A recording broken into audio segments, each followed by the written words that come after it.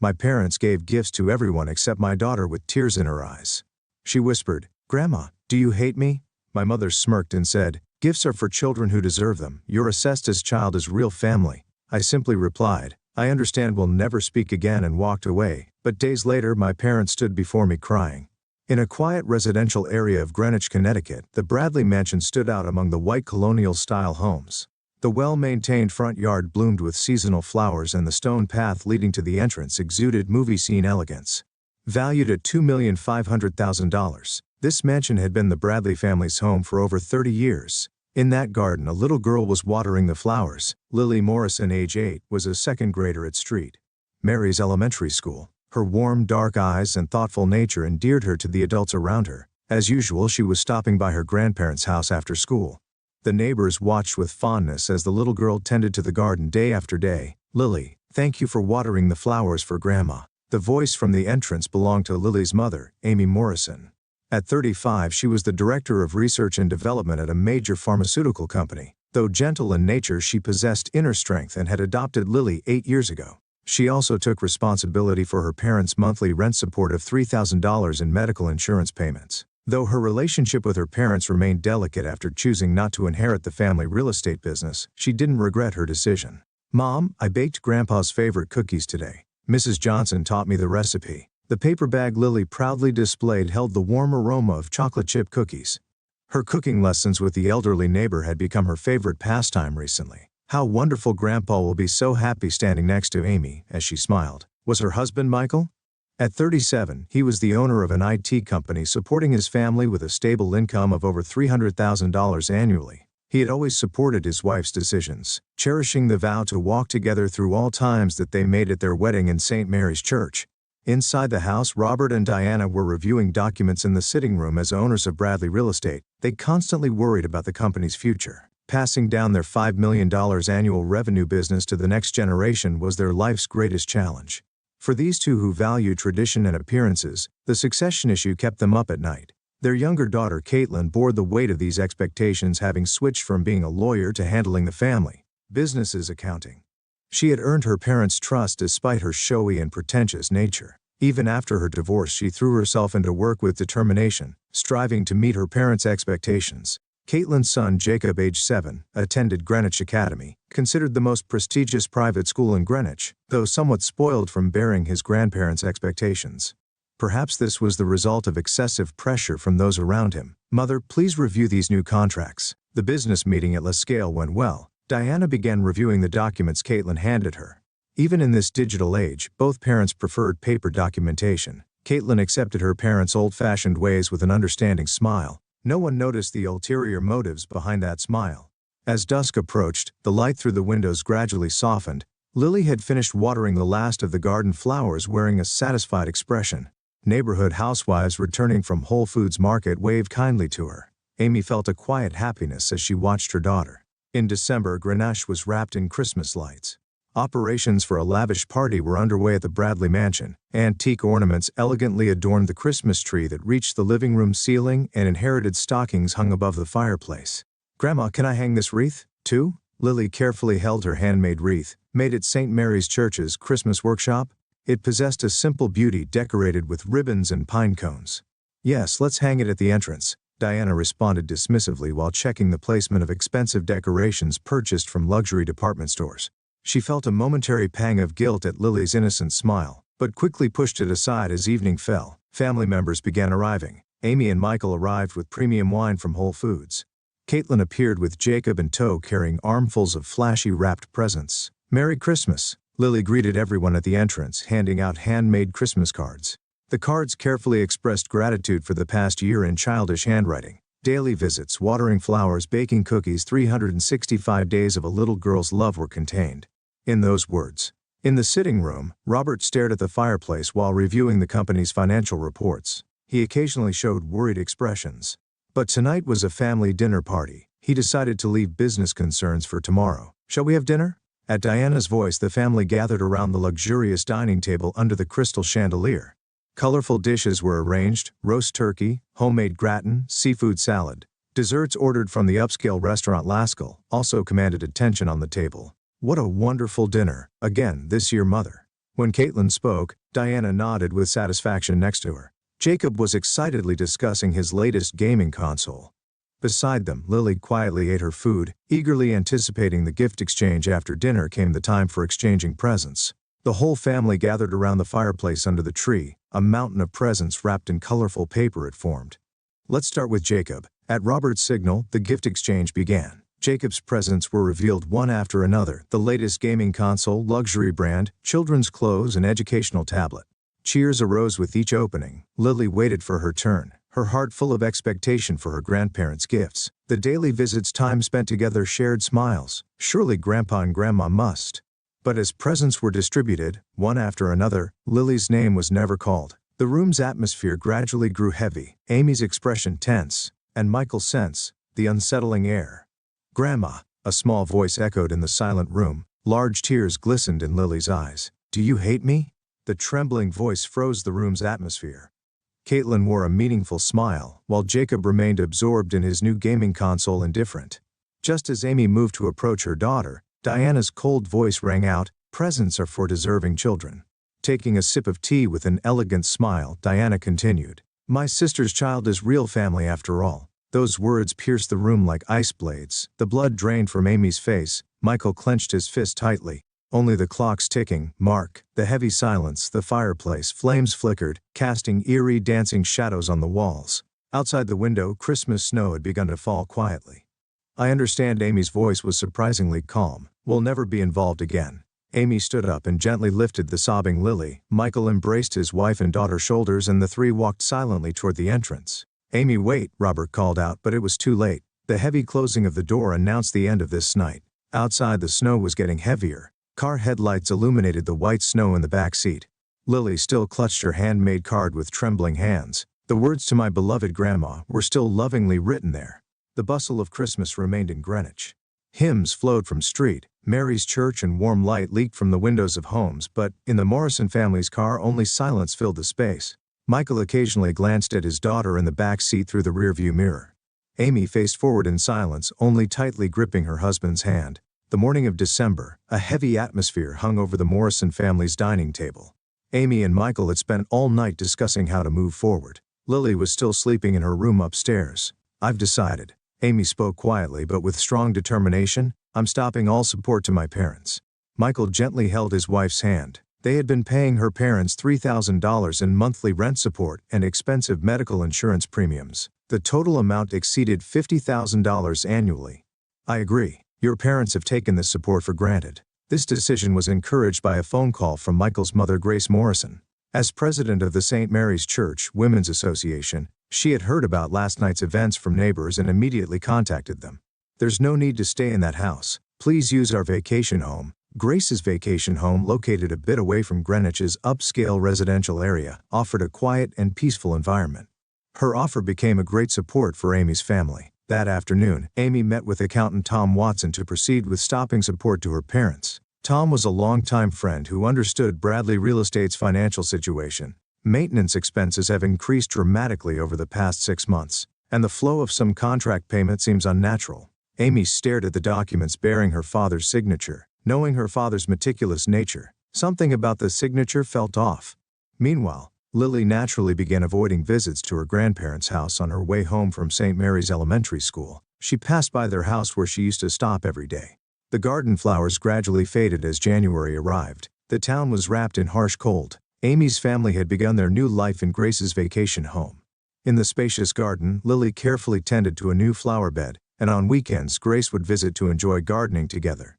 "Grandma, do you think these rose seedlings will bloom in spring?" Grace smiled gently at Lily's question. "They'll surely bloom beautifully, just like you." Her wounded heart began to heal little by little. However, unsettling rumors began spreading around the Bradley family. Sarah Johnson, who lived nearby, found Caitlyn's recent behavior suspicious. That girl shopping in New York again. Last week she bought several new luxury brand bags. Her lavish lifestyle, even as the family's accounting manager, caught many residents' attention in February. Jim Clark, a veteran employee of Bradley Real Estate, requested early retirement. His sudden decision after over 30 years of service caused turmoil within the company. "Something's wrong." David Stern, the legal counsel for Michael's company, said there are rumors in the real estate industry about unclear transactions at Bradley Real Estate. As March began, more concerning developments surfaced. One day Amy received a letter. The sender was Martha Collins, former accounting director of Bradley Real Estate. Miss, I need to speak with your father. In the letter, Martha suggested serious concerns about the company's accounting practices. Since Miss Caitlyn took over accounting, there have been increasing transactions. I cannot verify. The day after reading that letter, Amy drove to her parents' house to check on her father. There, she witnessed unfamiliar men in suits visiting the company. Morning, newspapers reported the start of a tax investigation into Bradley Real Estate. Authorities had launched a large-scale investigation following an internal whistleblower report. Amy, something terrible has happened. Michael had received a call first thing in the morning from his contact at the tax office. There's strong suspicion your sister has embezzled about $5 million over the past 3 years. That afternoon, Caitlyn disappeared from the company. Mom. Caitlyn left without saying anything. Receiving a panic-stricken call from Diana, Amy held her breath. Her sister had withdrawn a large sum of cash and vanished, leaving behind her 7-year-old son Jacob. As the investigation proceeded, shocking facts came to light one after another: moving real estate contract payments to secret accounts, padding maintenance costs, and pocketing the difference freely using company seals and bank books by exploiting her parents' trust, completely controlling online banking by taking advantage of her elderly parents' digital illiteracy. One Friday evening, police arrested Caitlyn at JFK International Airport as she attempted to flee the country. Why would she do this? Robert held his head in his hands at the police station. The company's reputation was in ruins. With total liabilities potentially exceeding $10 million, Diana broke down crying at home. Outside the window, the flowers Lily had once tenderly cared for swayed sadly, receiving no one's attention. Amy silently watched the news in Grace's vacation home living room. Michael was cooperating with police supporting the digital forensic investigation. That night, Lily wrote a small prayer in her diary. Please don't let Mom be sad, and please don't let Jacob be lonely by himself. In the Greenwich Police Station interrogation room, Caitlyn Bradley calmly admitted her crimes. Her voice held not a trace of her former arrogance. Her luxury brand suit had been replaced with police-issued work clothes, and her perfect makeup had faded as the investigation progressed. Shocking facts continued coming to light. The first fraud began 3 years ago. Struggling to pay alimony after her divorce, Caitlyn began embezzling small amounts. However, her subsequent addiction to a luxurious lifestyle led her to greater crimes. Of the $3 million in contract payments from business partners, $500,000 went to private accounts. The detectives quietly took notes of her testimony. Meanwhile, at Bradley Real Estate headquarters, the company faced its greatest crisis since its founding. At this rate, we'll have to let go of all properties. James Foster, appointed as bankruptcy trustee, announced with a stern expression. Employees looked at each other anxiously. Amidst this, an unexpected development began. Mrs. Johnson, who lived nearby, submitted an album to the police. It was a record of photographs documenting Lily's daily activities. That child came to their house every day. The album carefully recorded dated photos of Lily tending the garden, baking cookies with her parents, accompanying her grandparents to hospital visits. Rain or snow, she never missed a day. Next, security camera footage was analyzed. There are records of visits for 367 days straight without missing a single day. The police technician reported even on New Year's Eve and when she had a fever from the flu, Lily always visited her grandparents' house. Testimonies also came from the St. Mary's Church Women's Association. Every Sunday after Mass, Lily would pray for them. Pastor Michael O'Connor continued his testimony quietly. She would always say, "Please let Grandpa and Grandma stay healthy." It was like an angel's pure prayer. On the morning of April 20th, Robert and Diana visited Grace's vacation home. The two looked more exhausted than ever before. Their luxury suits had been replaced with modest casual wear, and expensive rings had disappeared from Diana's fingers. "Amy, we need to talk to you." Robert faced his daughter with tears. "We made a terrible mistake," Diana continued with a trembling voice. "The child's Lily's unconditional love, we trampled on it." The two began to speak the whole truth without hiding anything. Their excessive expectations for Caitlyn, their obsession with bloodlines, their anxiety about the company's succession, and above all their foolishness and not recognizing the true treasure right before their eyes. "She came every day, yet," Diana let out a sob. "We just let ourselves be led by Caitlyn's words." Complex emotions swirled in Amy's chest as she listened: anger, sadness, and a strange sense of liberation. At that moment, small footsteps were heard from upstairs. "Grandpa, Grandma." Lily came down the stairs, still in her school uniform. For a moment, the room's atmosphere froze. However, Lily's next action exceeded everyone's expectations. She walked straight to her grandparents and gently embraced them with her small arms. "Don't cry. I want to forgive you." At that moment, The room was enveloped in silence in the kitchen. Grace quietly pressed her fingertips to her eyes. Michael gazed out the window, letting out a deep sigh. Amy, placing her hand on her daughter's back, quietly made her decision. Dad, Mom, let's talk about what happens from here on, all of us together. Soft spring sunlight streamed into the room outside the window. The flowers Lily had planted were quietly beginning to bud, announcing the arrival of a new season. That evening, Amy had a private conversation with her mother-in-law.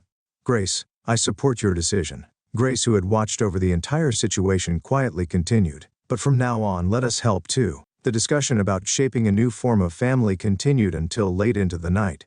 The next day, Amy met with lawyer David Stern and began making concrete plans for the future. A team of experts would be needed to rebuild the company with your experience and connections rebuilding the company as possible. Amy nodded quietly at David's words. Her experience at the pharmaceutical company might help rebuild the family business in unexpected ways. Then came Caitlyn's first trial. A solemn atmosphere filled the courtroom. The defendant is hereby sentenced to 7 years in prison as the judge's voice rang out.